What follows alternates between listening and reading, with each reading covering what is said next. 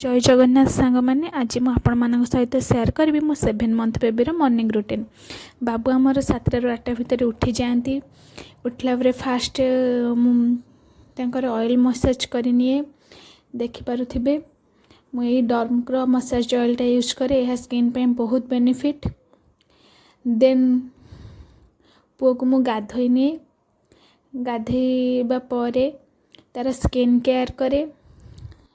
Skin face cream use करे एवं body moisturiser करे।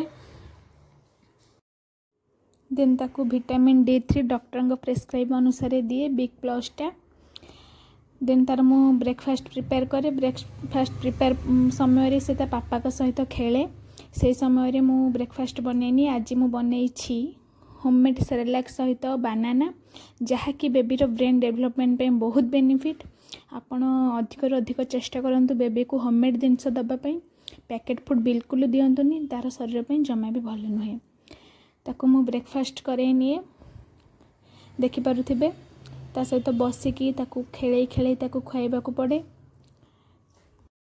वीडियोटी को शेष पर्यंत देखिथिबारु धन्यवाद। रहिली। जय जगन्नाथ। Thanks for watching.